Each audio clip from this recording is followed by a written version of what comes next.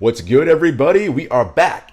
It's your boy Jarod and your girl Gabby, episode 57 of The Kicks and Shit Show. Quick one today. We are back with the horns. Back with the horns. This voiceover treatment that you gave in Mm-hmm. the intro. Kind of a vibe. Yeah, listen, I do what I can. Speaking of vibes, let's see what I did there.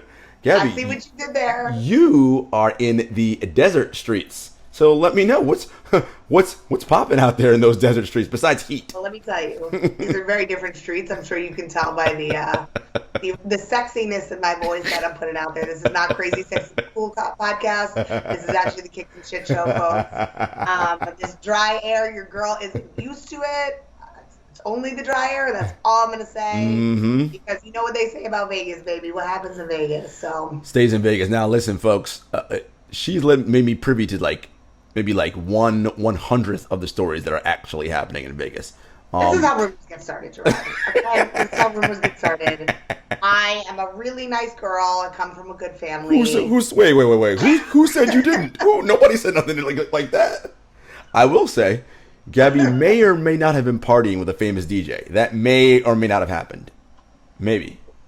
That may or may not be real instead of fake news. But I will say, if you have not experienced the DJ culture in Vegas, something to do at some point in your life, because it's like nowhere else, right? Like, at least not in the U.S. And I think, your girl hasn't been outside in a minute.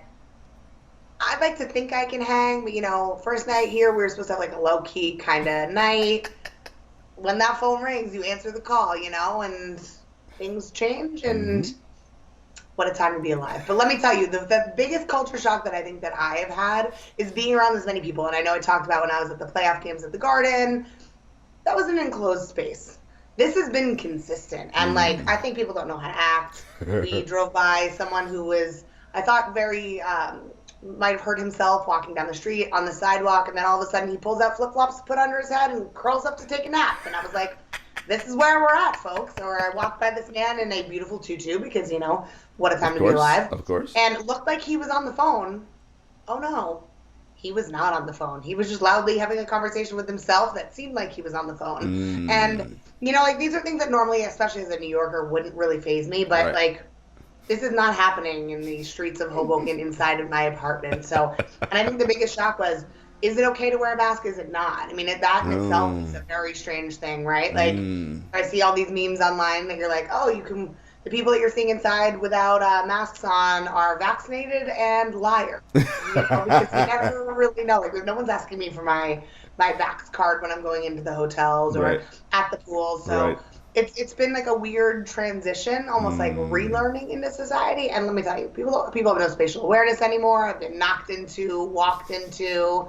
I've even said stuff. And some lady was like, what did I step on? And her daughter goes, you stepped on that woman's foot that was right there. Mom, the one who I said, watch out for the lady. And I'm like, you're right, I am a lady. Watch out for the lady.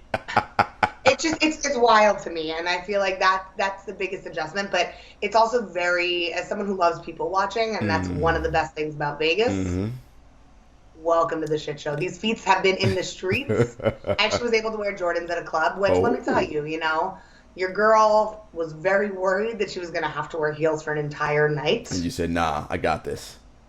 Exactly. See, I like that. My point is, be you, everybody. Always. Be your best self. Wear your J's to the club. The club. Enjoy your life.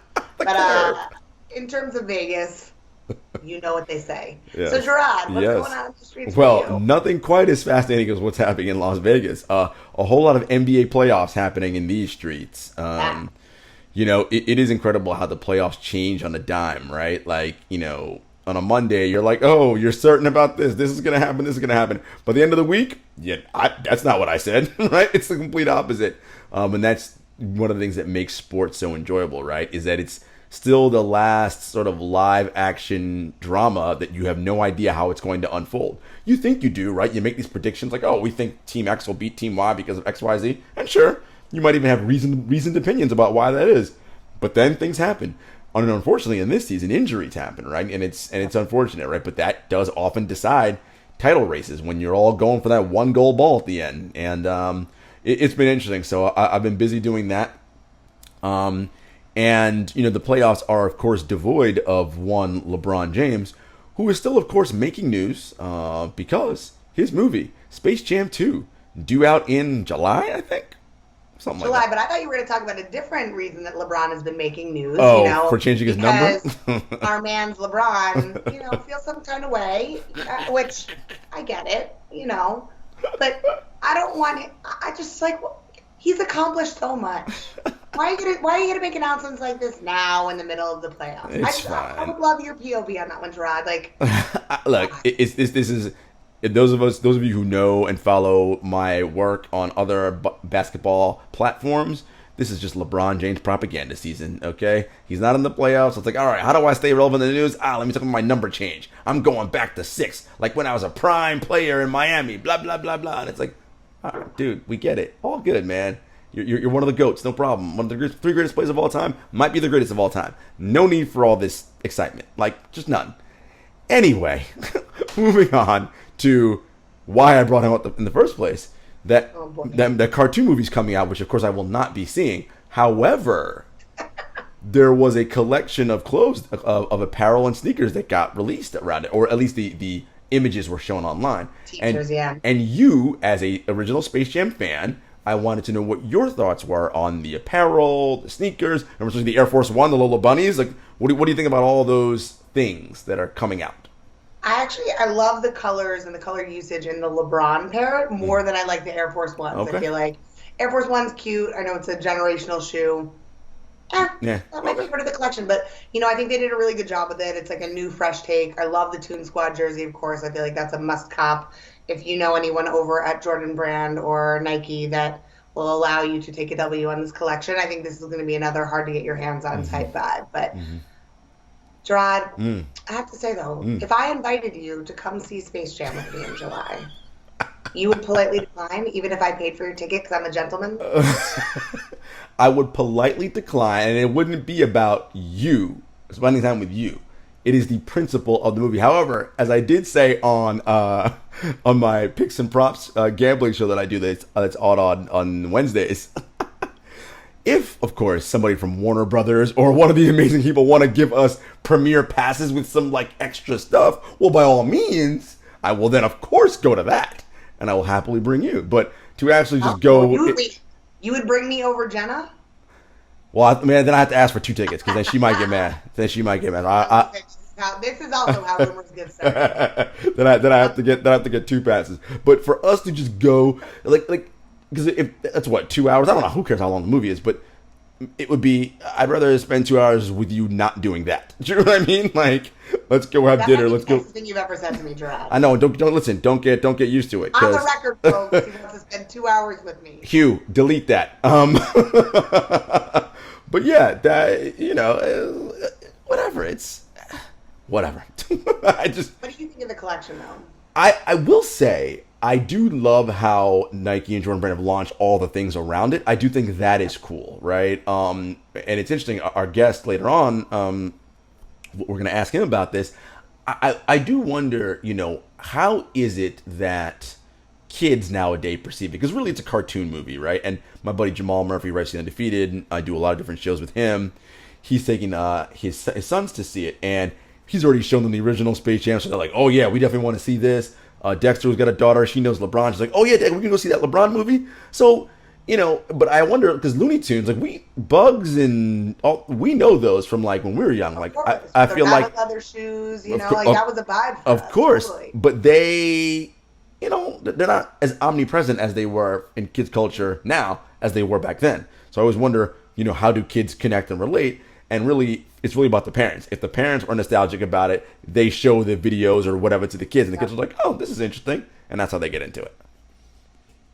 I agree. I mean, I'm so excited. I think it's going to be very interesting from a compare and contrast. I feel like we talk about Space Jam way too much. Are you taking notes? You're gonna make a whole. I bet you might have to do a whole segment just doing a review of the movie. I mean, nothing would make me happy. Toon Squad, Goon Squad, all sorts of craziness is happening. I don't even know. I don't even know. Vibe in these Toon Squad streets, Jarod. Absolutely. Toon Squad. What are we even talking about? Oh my God. I'm gonna give this 5 out of 5 Monstars. You know what I'm saying? See what I did there? Wow.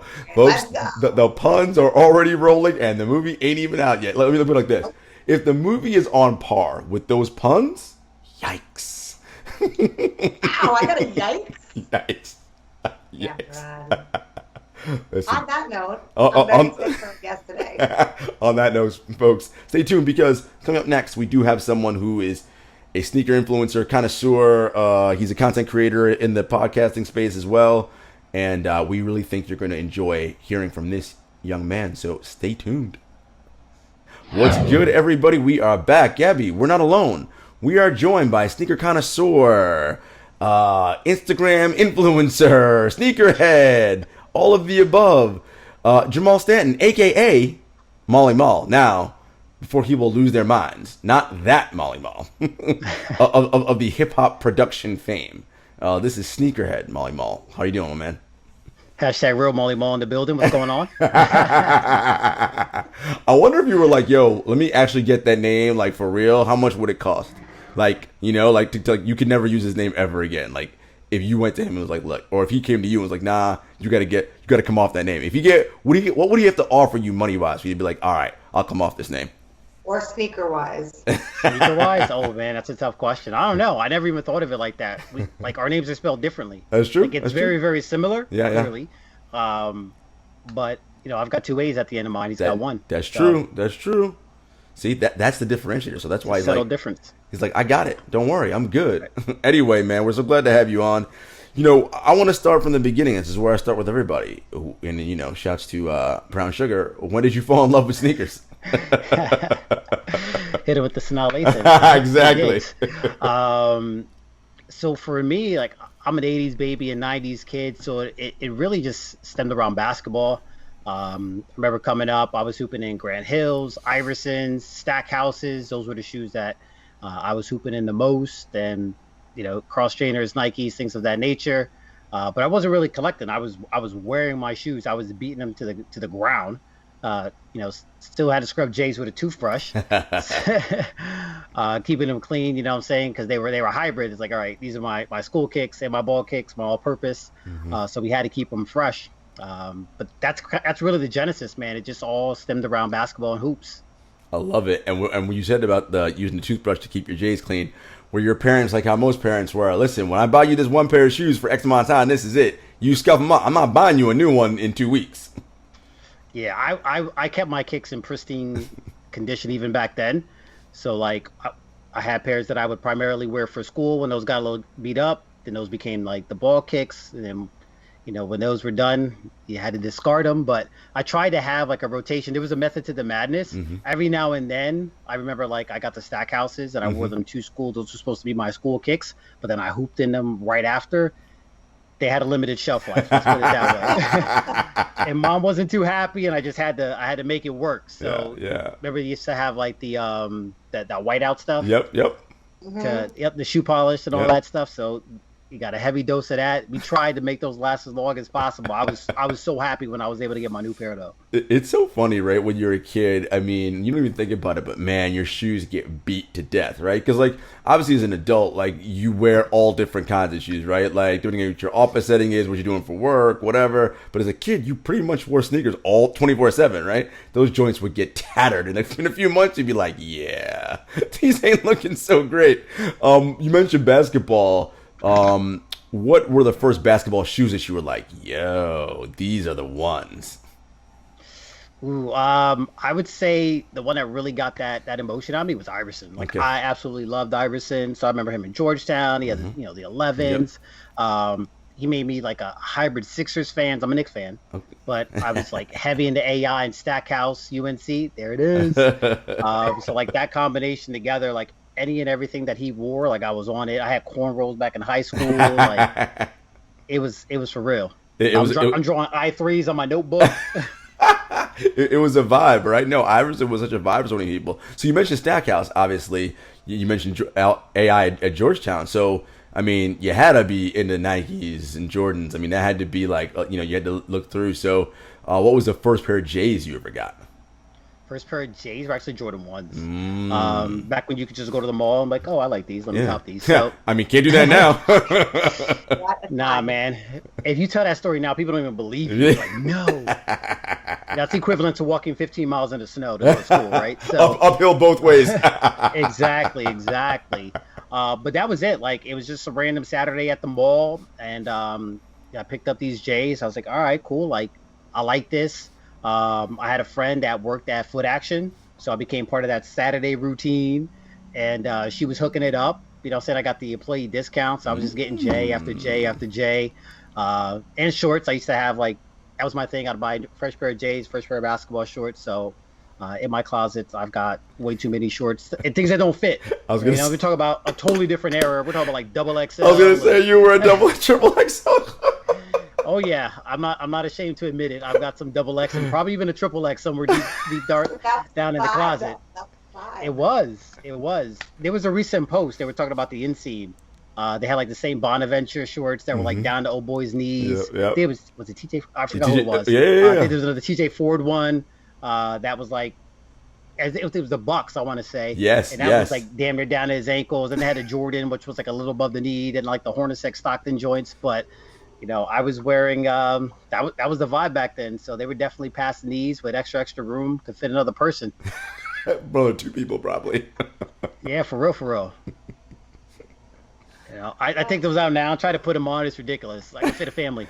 Oh, by the way, rep your shirt. Show the people. Look at that, man. Homie got his own personalized. I see you. Not for resale. And I'm saying I don't need JB coming after me or nothing. This is just for personal use. You know what I'm saying? Not for resale, but one of one, exactly. I like it. Friends and family joint. I love it. I mean, so you talk a lot about basketball and growing up in the 90s, but being a Knicks fan.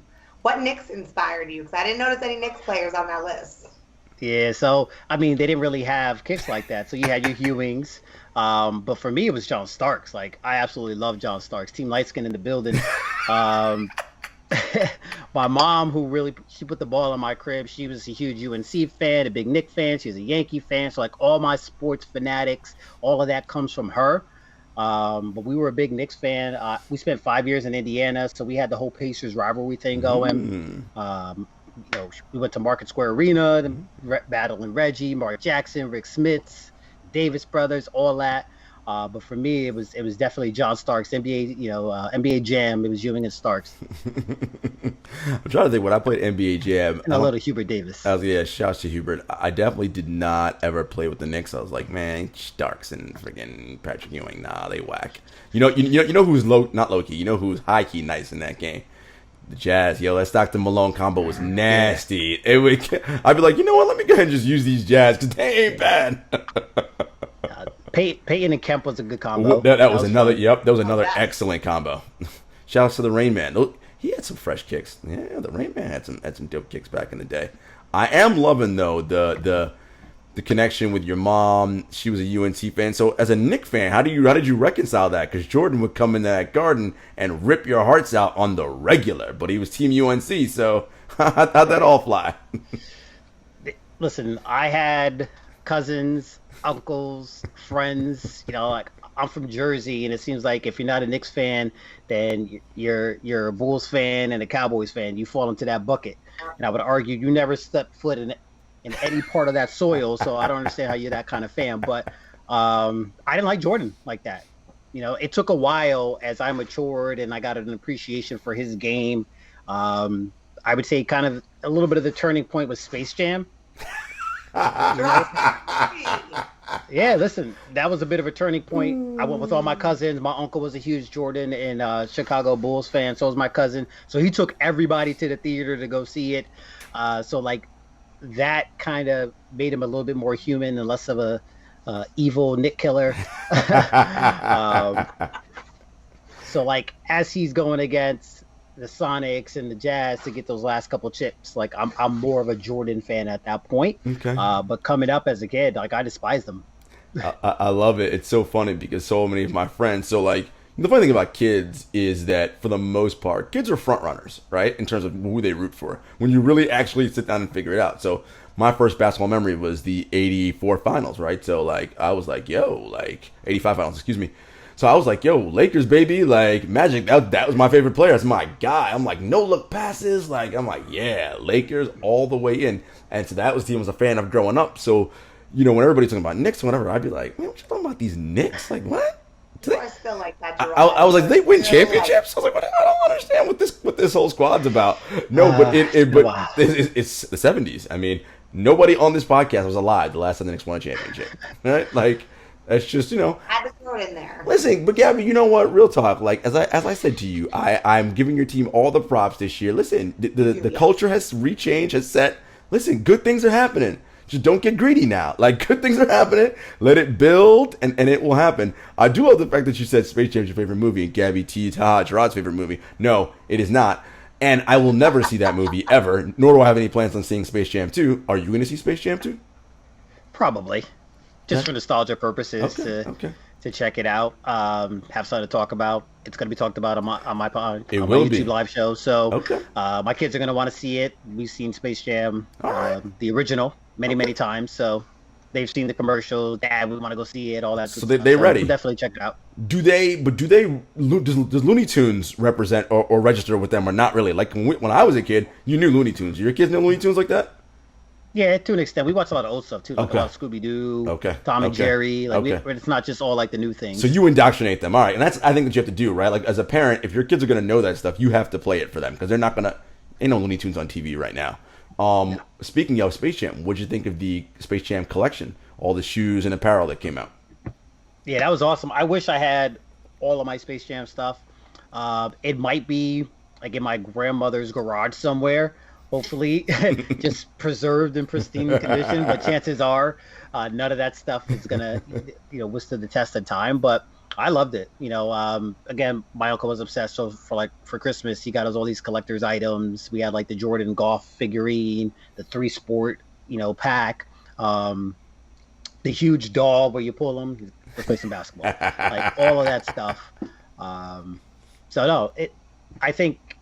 This time around, like I'll put that stuff away for Space Jam 2. If nothing else, like I'll grab the Wheaties box and I'll grab all that other stuff and I'll put it in an area where I know it's at and preserve it. I love it. I love that. I mean, Jarod knows I have mixed feelings about the new Space Jam for many reasons. One being our man's LeBron, but. You mean your man's LeBron's because you hate LeBron James. It's fine. Everybody knows. You can just say it. It's cool. Like, I mean, it's like everybody knows that you've never seen Space Jam. And that's, and I stand by that, right? Like now it's just out of spite. I'm never gonna see the damn thing. So that's how I feel about LeBron. Like, I can never like him out. I have to be consistent. Right? I gotta stick to my morals. Gotta stick to the bit. Exactly. I totally agree, and I respect that level of pettiness. I'm here for every second of it. But yeah, I think just the New Jersey, if we can even get it though, right? Like, why don't you? I know we talked about this when I did your show about the new shopping and how sneaker culture has evolved from the day that you can go buy J's in stores. It literally, to your point, it sounds like the Gilded Age. It's like a rumor mill. Back in my day, I used to get Jordan 1s in stores. Do you think anyone's gonna be able to get their hands on the Roaring 20s? Like we're like this is 19... literally the Roaring 20s. So if you're referring to the LeBron Space Jams, you'll probably get early access for those. Because that's how the universe works, right? It's like a sick joke with sneakers. You would get early access for that. That you don't want. They sent me the LeBron 1 through 9s early access, and I was kind of like, no. Man of my own heart. See, Jarod, it's not just me. But forget about if you like LeBron or not. It's about the shoe. Like for me, it doesn't matter about LeBron. I don't think the shoes really look good. That's my whole thing. Like, right? Even if it was a player I hated, if you had dope shoes, I'd be like, all right, those look fire. But to me, so I don't want anybody. This is not the opinion of the KNS show as a whole or whatever. Me personally, I do not like the look of LeBron James shoes. Okay. Any of them? And none of them.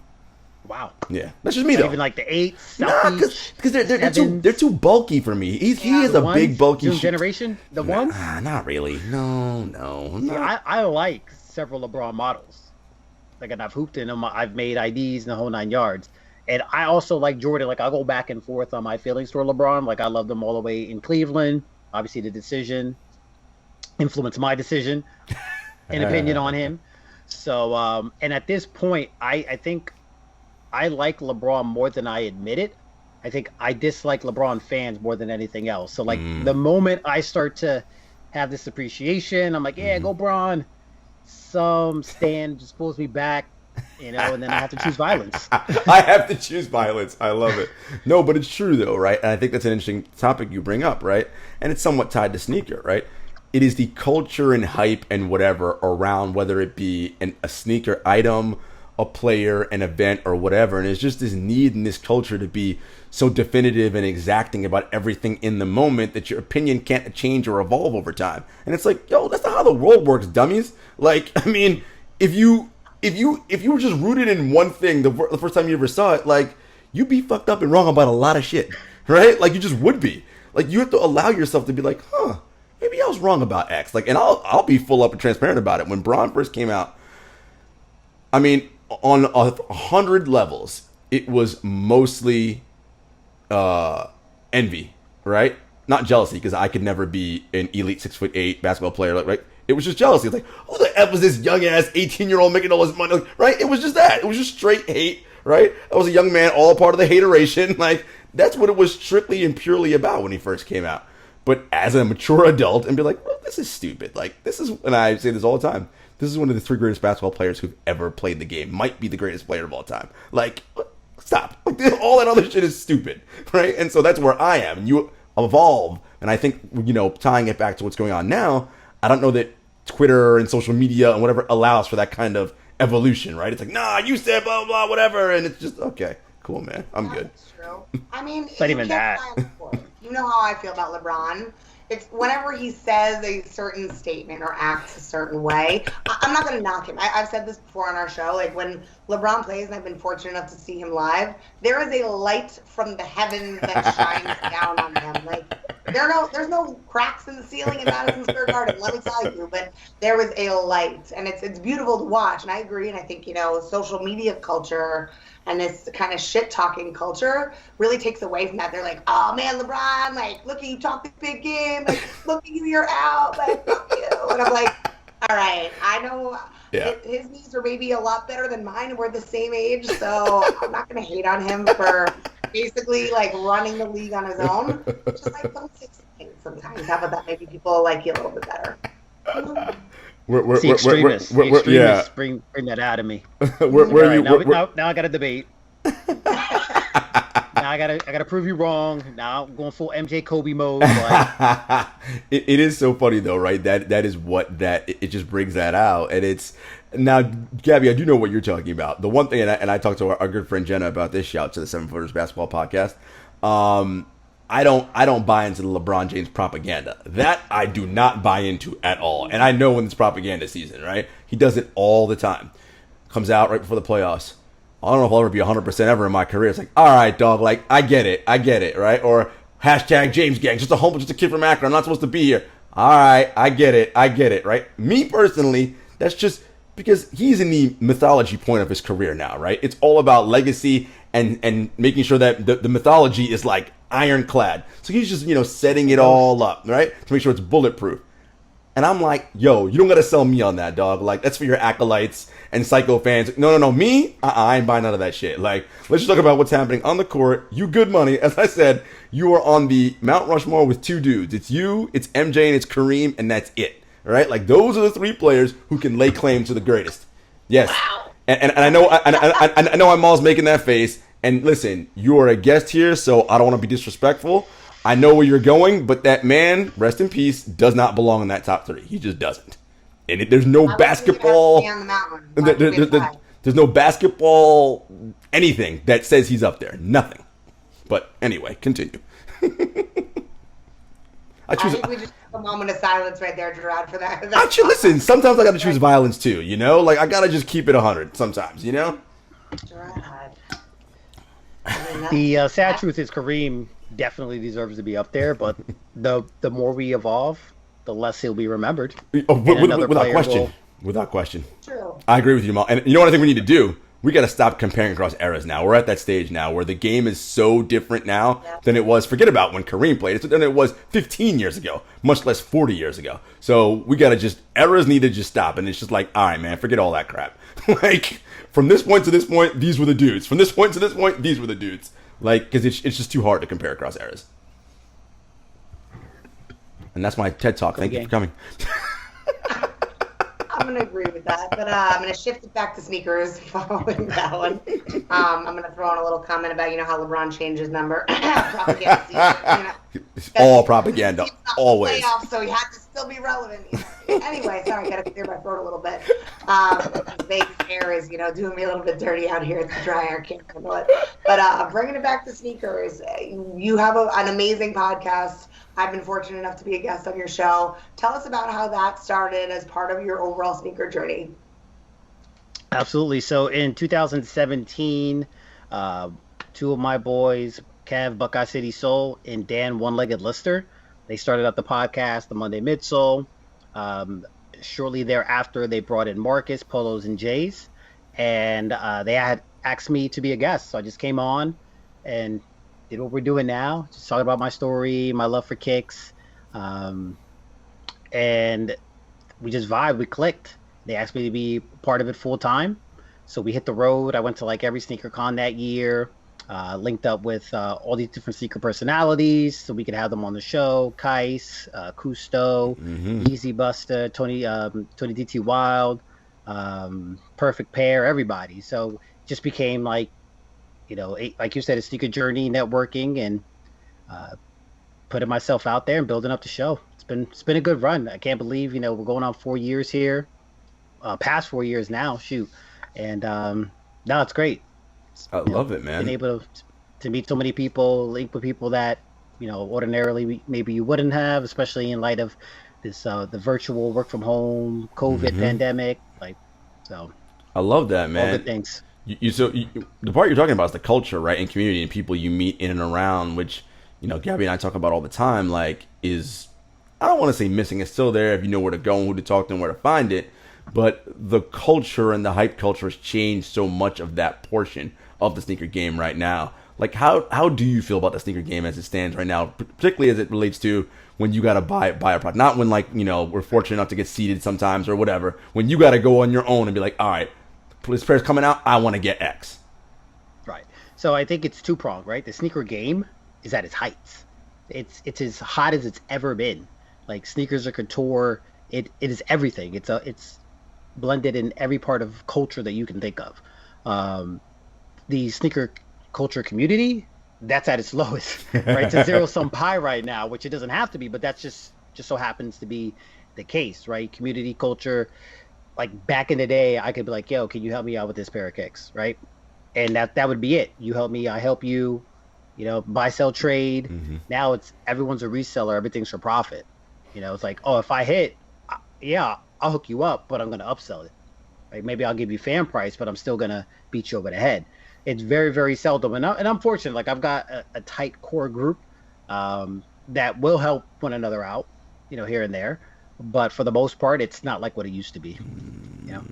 That part is sadly missing. Yeah, man. I don't know. I mean, it's tough at home, and I think I mentioned I'm in Vegas, right? And we've been talking about my team. They're like, "Oh, you stop by the OVO store in Vegas or Urban Necessities, let us know." And just even the thought about going back to that, it's like now that things are opening up again, it's like, what is this new normal and where do we go from here? So how do you see sneaker stores adjusting and adapting to this kind of new peak of sneaker culture and hype? So you mentioned Urban, I think they stand to do very, very well in this environment because they're the ability to be transactional, right? To have consignment and have so many consigners from all over the country, sending them shoes, obviously the foot traffic. JC is one of the homies. We're actually from the same hometown. He's been on the show a few times. What he's built there is just absolutely amazing, right? And the levels to it. So I think that Kith, there are a few other spots that come to mind. They stand to do really, really well as long as this wave continues. The brick and mortar, so you think of Foot Locker, RIP Foot Action, pretty soon. Mom and Pop, yeah, those are the ones that are going to suffer. Their business model is not sustainable in the current environment. Yeah, man. I mean, and that's sort of that's capitalism, though, right? Like, it literally is this cannibalistic environment where the way you survive is by eating your competition and getting bigger and bigger and bigger, right? That's the way it works. We talked about something last week, and I want to know your thoughts on this. Everything we have now, pretty much in society, and not just sneakers, whether it be ride sharing or workout, whatever it may be, is a PM model, right? Per member per month, subscription based. That is where everything is pretty much right now. And there's KYX World who does that, right? The subscription based model where it's, I think the low end is like maybe $50 a month, and the high end is like $400 or $500. And you get X amount of shoes every month based on styles, whatever. You don't get to keep them; you get to rock them for the month, return them, and then next month you get your new box. Like, what do you think about that model in sneakers? I think for those who are in it for the fashion, in it for the hype, like that model works well. Like for me, I'm not sending anything back. Good luck. My credit card would get hit that very first month. I got something and it ain't going back to you. But I've said on our show several times that a subscription model which locked in a certain tier of sneaker would be very beneficial to the collector. It would get away with some of the bots and some of the the BS that goes on weekdays and Saturdays. I think that has some legs to stand on. I think the subscription where you got to send it back for me personally, and for like the people that I rock with who want to actually keep their shoes, that's a turn off. Yeah. Not to say it can't work, right? Yeah. Because there's people who rent shoes, they rent cars, exotic cars, the whole 9 yards. So I think there's a space for it. And I would even be like a silent partner for something like that. But it's not something that I would personally subscribe to. I think you're right, though, that because there's the floss culture, right? Like, there's plenty of people who want to stunt on Instagram. So they will happily, and what's the truth behind it? If I don't know you, I don't actually know if you own any of the things you post up there, nor one do I care. Is this the real important part? But you don't care about it. It's just about them getting enough engagements, likes, and whatever they need to get to validate whatever it is that they're doing. And it works. What a time, you guys. What a time. People rent wedding dresses, you know what I'm saying? People borrow stuff all the time. So if you build it, they'll come. You're right about that. I'm with you, though. Like, for me, it's like, if they're kicks that I want them because I want to wear them. I don't want them to have them for like 2 weeks and then be like, all right, man, here you go. Like, no, they're for me. Right. Oh, man. Drag it across the lawn so they can take the shoes from me. Like, nah, it's not happening. Oh, man, it's wild. What a time we live in, though. Seriously. Anyway, folks, God, we're getting into so many interesting things here with our guy Maul. But stay tuned, because coming up next is America's favorite segment, Shoe and Tell, presented by Another Lane, the premier digital marketplace for dope kicks. And I'm sure he's gonna have some special fire for you guys. Stay tuned. What's good, everybody? We are back, and you know what time it is. America's favorite segment, Shoe and Tell, presented by AnotherLane.com, the premier digital marketplace for dope kicks. Guys, I don't know why you're not all already on AnotherLane.com. Get yourselves over there. Talk to our friends, Chad and Adina. I mean, listen, if you really, just spend any amount of time. 5 minutes with Chad, a.k.a. Sneaker Galactus, will change your life. That man knows so much about sneakers, it's not even funny. 5 minutes is all you need. Talk for an hour. That's like a master class. You'll learn so much you never thought you even knew about sneakers. Anyway, Maul, this is your segment, my guy. What are you going to show us? Let's see. Well, first and foremost, shout out to Another Lane. Shout out to Chad and Adina, the homies right there. We're going to start with Kobe, since you won the Kobe bash. We're going to start with Kobe's, which, for me, it's really hard to choose. Like, Kobe's are really, in some way, shape, or form, have been a big part of every monumental milestone in my life, all the way down to my kids being born. Coincidentally enough, I rock Kobe's both of those times. But I'm gonna go with a classic here. This is the OG, the Grinch. Kobe Grinch. This is what gave everyone agita, last Christmas and whatnot. I do have the Protro, but this is the original. Still holding up. It looks great, man. So Of course, had to go with the crimson laces. Always. And by the way, no, listen, Kobe's a great player. I don't want people to be like, he was nice like that. Don't get it twisted.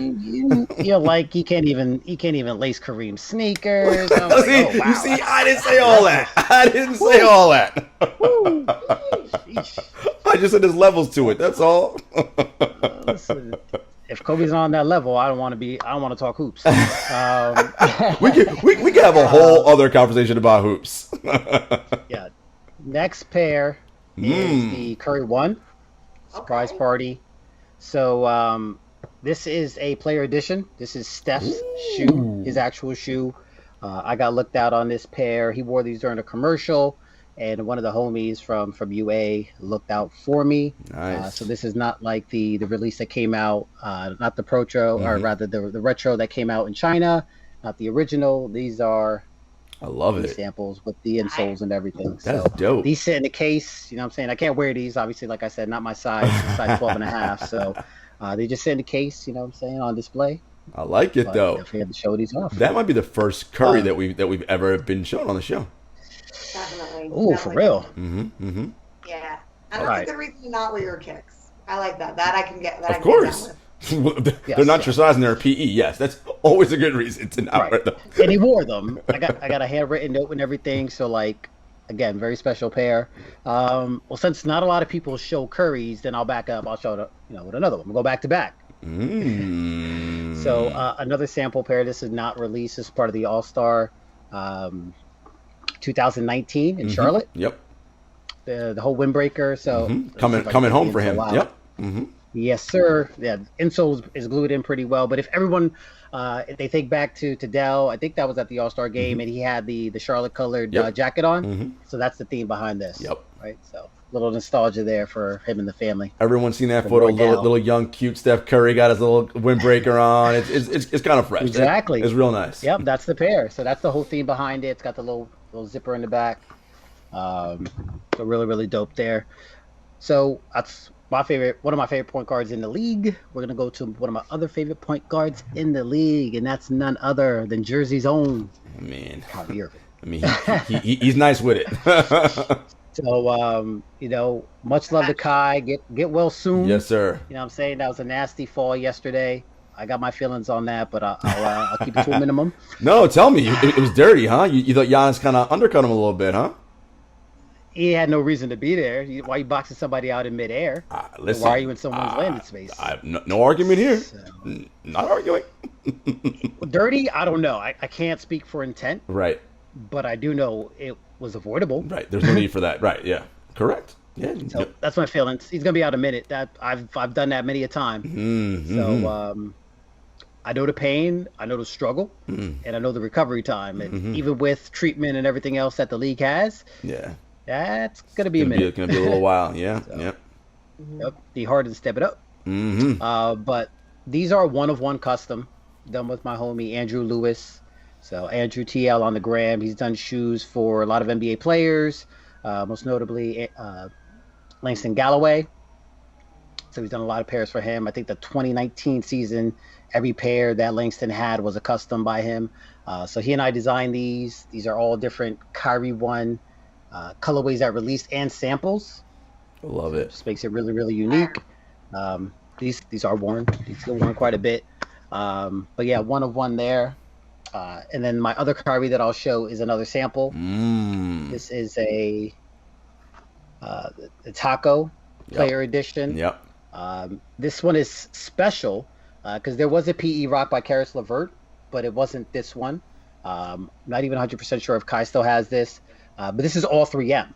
So Gabby, as you know, and Jarod, as you know, like you can't have anything that's shiny on the court, right, for photography purposes and whatnot. So this pair was never and cannot be worn on court, but this was the sample Player Edition pair. I love it, man. Original release of the Taco. So yep. Sample GR. Listen, the Kyrie the Kyrie silhouette is extremely popular, and people who love sneakers love it. It's consistent. You know what you're getting. Like, I like the shoe myself. It's just a nice shoe. I like those, man. Yeah. Had to support, Kai from the jump, man. That's Jersey right there. So, even though he's a Duke Blue Devil, he doesn't really mix. You know, he never played Carolina. That's my defense. That's true. It's true. But the only two Duke players that I've ever had love for like that would be Jason Williams of ESPN now. Go Falcons, St. Joe's, alma mater. Right. Oh, is that where you went? Yes, sir. Okay. And Kyrie. Nice. Look at you, St. Joseph Metuchen. Oh my God, I knew a lot of kids that went there. Nice, sure. Man. Look at that. And Kyrie, you know, this dude. Talk about artist, man. Like the handle. I mean, the handles are just sick, but it's also just like his knowledge of the game, right? His finishing ability, the opposite leg. Like I'm like, dude, like why? Like, you know, people talk about like dudes that go in their bag. That dude's bag is like ridiculous. What he pulls out, right? Like, and when you see him in contrast to other players, I ain't gonna name no names to put anybody on blast, and their lack of skill, right? It's just so like, man, this dude is special, boy. Like he can really do it. So anyway, yes, as you mentioned earlier, speedy recoveries to Kai. Hopes he gets better soon, and the Nets are still playing. Well, folks, that was another rousing edition of Shoe and Tell, America's favorite segment. Maul, that was dope, man. Thank you. Tell the people where they can find you. So you can find me on all forms of social media: IG, TikTok, Twitter, at MaallyMall. You can catch me every Monday Eastern Standard Time live on the Monday Midsole on YouTube. I have my own YouTube channel as well, MaallyMall, so go check it out. I love it, man. And folks, that was another episode of the Kicks and Shit Show. You know where to find us. We're part of that Count the Dings family. So it's Apple Podcasts, Spotify, Stitcher, SoundCloud, YouTube. You know, we're on the docket with Woke Bros, with Crazy Sexy Cool, with Growing Up the Same, with the Rap Names Podcast, all those, and us. And you know where to find Gabby and I at Kicks and Shit Show on all social media platforms, not TikTok because she won't let us. Until next time, peace. Why are you going to get me dirty like that? Every time.